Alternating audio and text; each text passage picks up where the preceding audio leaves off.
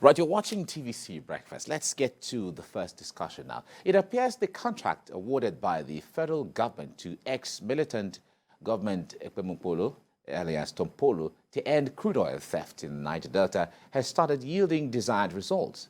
The former leader of the movement for the emancipation of the Niger Delta says that the intelligence reports from his men has enabled security operatives to uncover 58 illegal tapping points through which illegal bunkers steal the country's oil.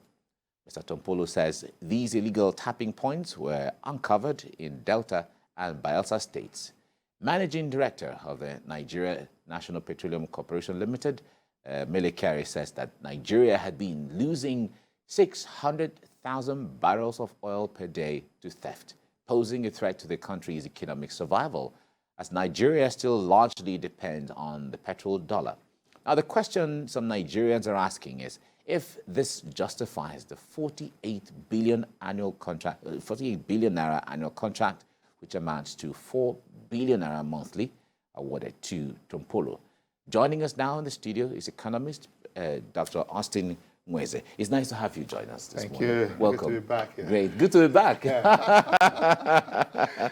All right. Now, a contract was awarded and to Tompolo, and a lot of Nigerians, including former or ex-militants, raised eyebrows regarding why should he only be the one when he doesn't control the whole of the Niger Delta, all of that.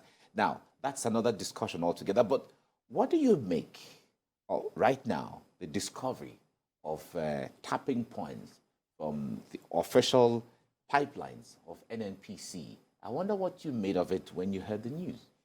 Well, what rang in my head was that the man has to justify the money being paid. When Nigerians started speaking against 4 billion a month, I mean, how many businesses make 4 billion a month? And so it had to be, all those things have been existing, and he was aware of it. Why didn't he, as a security, this thing? So it's just a way to justify the amount being paid. Okay, Tompolo is working, and all that. So you don't see anything special about it? Yes. But again, when Jonathan was president, I think he was also there. And our neighbors, Benin Republic and all that, they approached Jonathan to provide security for that corridor. And it was the job of Tompolo was also, because they felt that he was also doing a good job. Well, the thing is that one person getting that thing, it could have been shared to calm down the other nerves, those that say they control the creeks. It's not only Tompolo, and he's going to face some challenges as we move on in the year and in the years ahead. And if other Asari Dokubo and all that are not also, settled as part of the, the game. But it's quite expensive. That's an exorbitant amount of money to be spent on that, even though they say to catch a thief, you need a thief to catch a thief. So let's see how it plays out, how it pans out as we move on, because that amount of money will cause a sleepless night to a lot of people. Yeah. Well, you were saying the amount of money is going to cause sleepless nights for a lot of people. Now let's also go down to what we are losing in this thing. Let's get a sense of the economics of the loss vis-a-vis Tompolo, vis-a-vis the nation. How much are we losing in actual terms? Because for sure, as I said earlier today, this thing is just like somebody whose scales have been removed from their eyes. We're just waking up today to say they are taking this. This thing has been going on for decades. Of course. Decades. Of course. This has been a military origin. Yeah. They have been doing it. I recall that the word illegal bunkering, I first heard it when I was in school. Yeah. When this guy was using the expression, using it, what's his name, Tom David West, Yeah. of blessed memory, when he was Minister of Oil. So this thing has been going on. Yeah. We are acting as though it is Buhari who started it, or as though this thing has just been happening. We have lost what we have lost there. We need to put all of that in context. I don't think we can imagine how many trillions of dollars we have lost to that. So we need to put that in a little context. Now, my take on that is that the government policy is wrong. The legal products that is being imported cannot get to some of the villages and some of the places in that corridor, Delta and Bayelsa. You mean the refined? The refined product, yeah, kerosene, petrol, and all that. And some of them depend on this so-called illegal thing. Yes, what the government should have done a long time ago, and I've been preaching it, is, okay, you say this is illegal refinery and all that. Legalize it. Sell products to them. See the equipment they have. See how you can cushion the cost of bringing better equipment. So you legalize the damn thing. And then sell crude to them directly. Then you see illegal bunkering. Stop, because where they, apart from those that have much money, the big men that ship abroad and all that, okay, which is another kettle of fish. Then the local ones who are refining. So why don't you legalize this thing? You know, for example, my pastor told the story of how he went to Germany and the cab taking him to the hotel said, okay, you guys from Nigeria? He said, yeah. Said the German government are looking for 2 Nigerians who swindled banks of about 20-something million Dutch mark. That they're not looking for them to jail them. They're looking for them to employ them. Yes, there's a movie, I don't know if you saw it, it's based on true story. Catch Me If You Can. Okay. The star actor there was Leonardo DiCaprio. Okay. It was a real-time internet or system fraud. Yeah. And it was very good at defrauding and running, and you couldn't catch him. Yeah. And you go here, he had done the evil, he had gone. Yeah. He had gone. So they wanted to catch him. Yeah. Not because they wanted to jail him. Yeah. They wanted to catch him so that he can help them catch people. Exactly. But eventually when they caught him, they had to employ him. Yeah. You know, they do that. But we can do that. Yeah. But we still have, you know what is stopping us from doing it? Because the people who are supposed to catch them are also part of it. Yeah. So there's no moral standing. So how will I surrender my legal refinery to a government, and then they will take it, and then all the returns I will be making will now go to government? No, government is not going to take, they'll be operating. The government is to assist, give assistance. No, government cannot do that, because if government gives them the license to do it, that means government has a share in the profits. You know, it's just like share. So it will be 60-40. They are making 100%, now you want them to surrender 60%? No. Is it not better that they accept government offer and sleep with 2 eyes closed, knowing that nobody is going to harass them? They are not praying. What they are they complaining that their 2 eyes are open? They're not complaining that their 2 eyes are open. Are they complaining? They want their 2 eyes open so that they can get 100% of the profits. That's where greed comes in. Exactly. So that is why it is important that the government takes charge of the whole thing. If you want to bring them as part of our refining architecture, then they have to be caught and brought into the system. Yeah. The thing is that they are resisting it. Maybe because the conditions are not favorable to them. It can never be favorable to them because know? they want 100%. Oh, They're it getting wasn't- 100% right now. You see, it wasn't spelled out in the first in the place. first place, yes. And you know, the government using force to say you must and all that. Everything can be negotiated so that it will be a gain-gain kind of thing. All right? The illegal refiners will gain, the government will gain. So that this bunkering, without doing that, there's no way bunkering will cease. And again, those that are, I was watching on TV or so, or somebody on the social media and all that, and where they laid the pipe up to 4 kilometers Into the sea, yeah. Amen.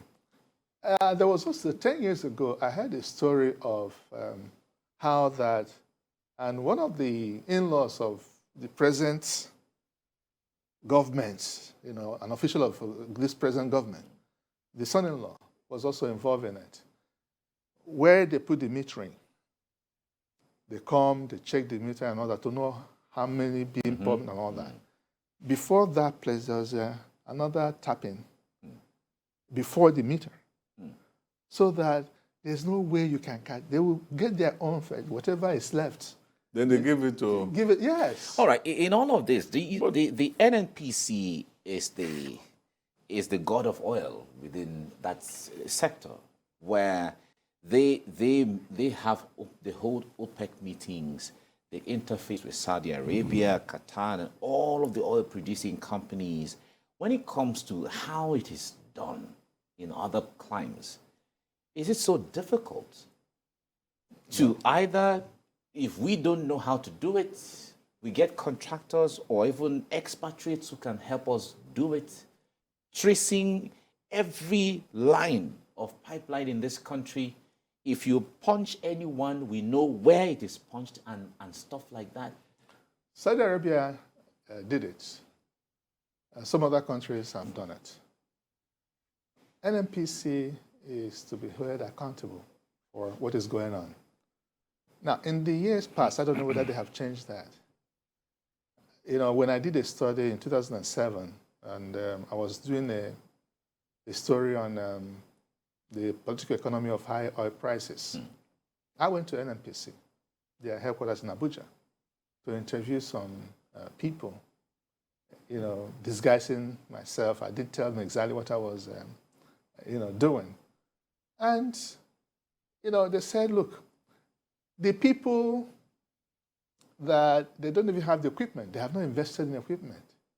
The helicopter that takes them to where they have to check some things belongs to one of the IOCs, okay, one of the other oil companies, Chevron or Shell and all that. They don't have equipment. And then who is going to do it for them? Even the manpower they didn't have. So everything is being done.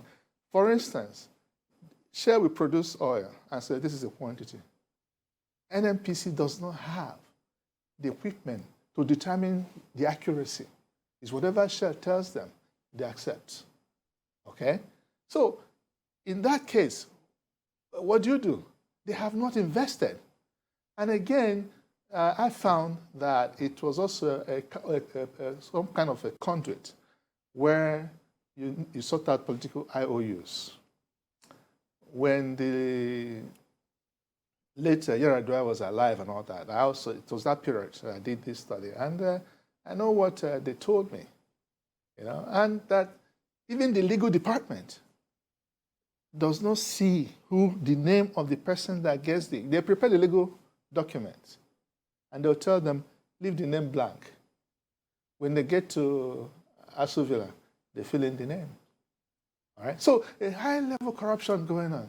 Or is it in the refining why petrol is so expensive? Okay?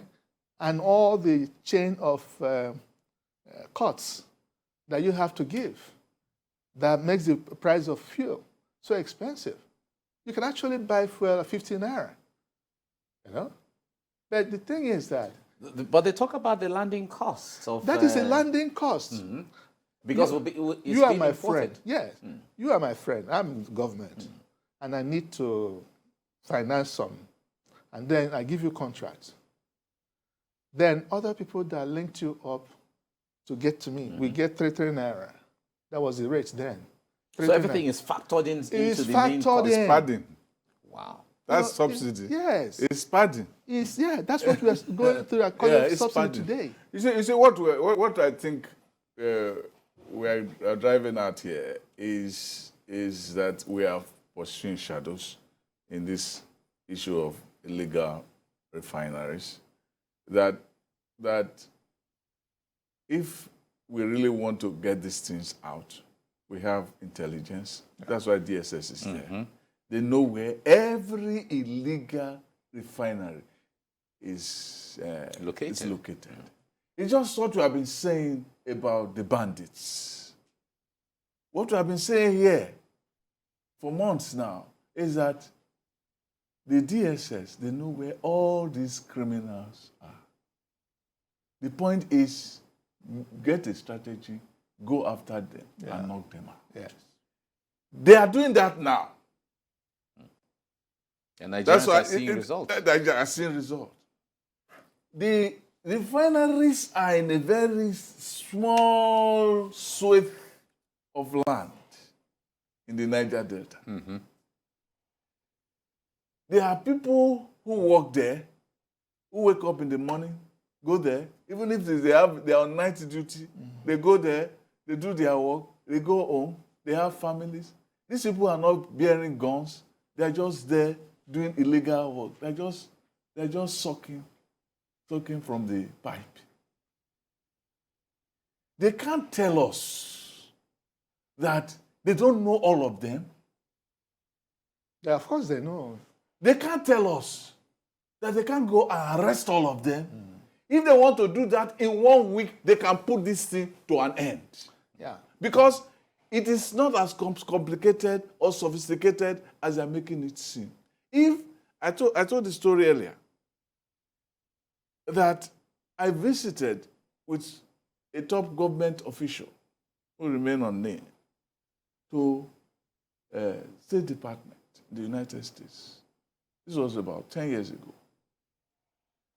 And we met with the Secretary of State for Africa. And this story that people are saying today as if it was yesterday it started, the US government knows about it. Of course. They said, the man talked about how amazing it was that there will be a ship waiting on the high seas, and they will be taking the fuel, the crude, straight into the thing, and then they will fill up. You know how much it takes to fill up a big ship? Days. They will ship, and some of them will be waiting. They'll be in the queue, just like the tankers wait on the queue in the depot. Yeah. And then they take it, and then they cruise away. They are not flies.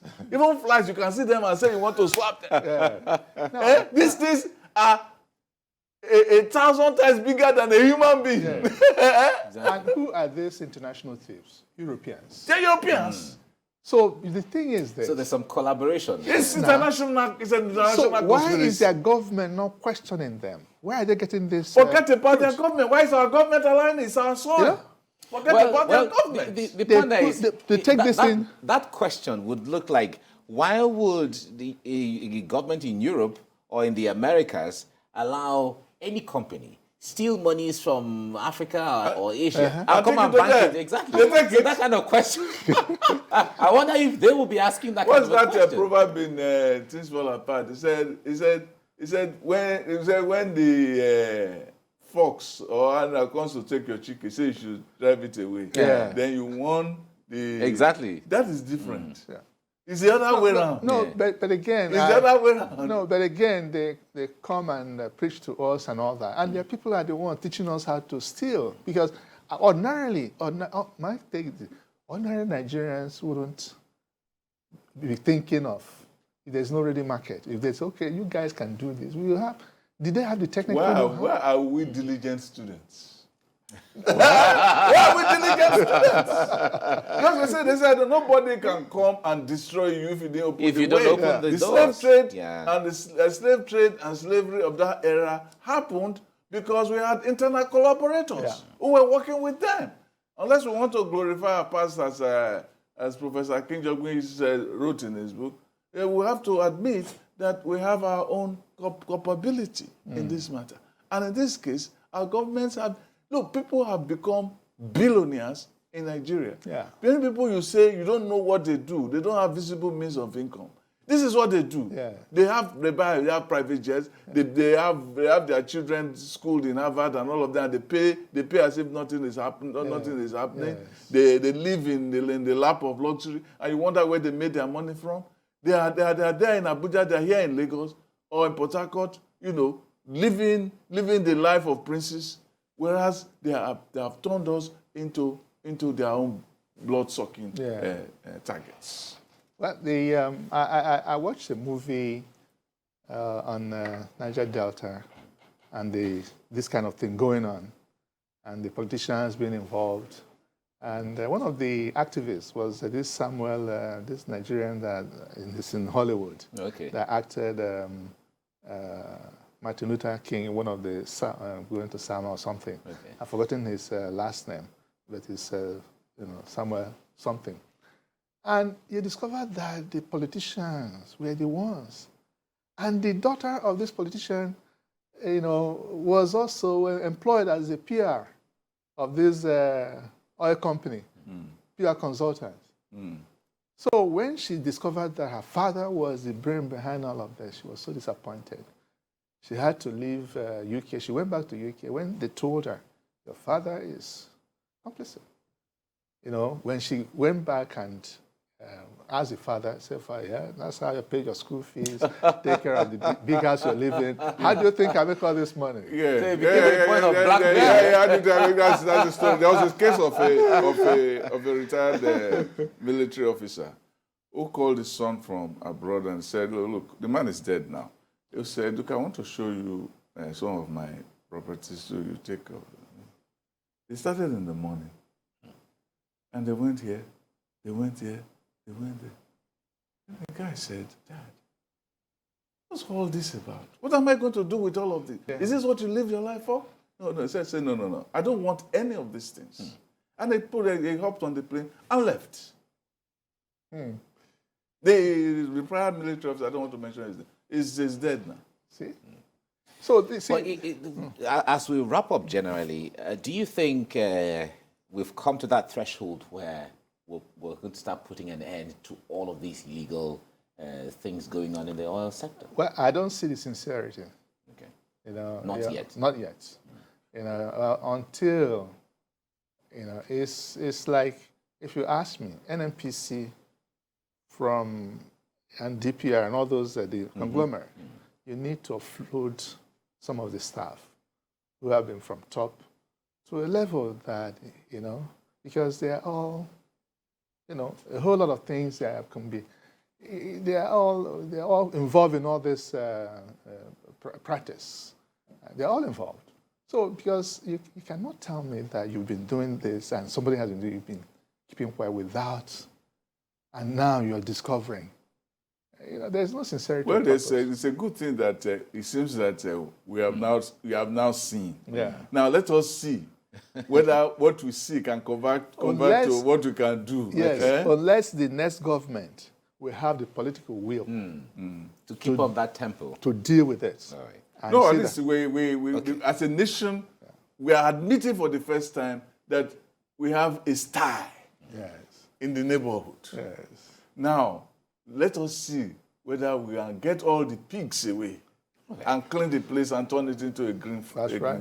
All right. We look forward to that hope and that expectation that things will change. Dr. Austin Nweze, thank you so much for coming. My pleasure. Thank you. Thank you very much. Right.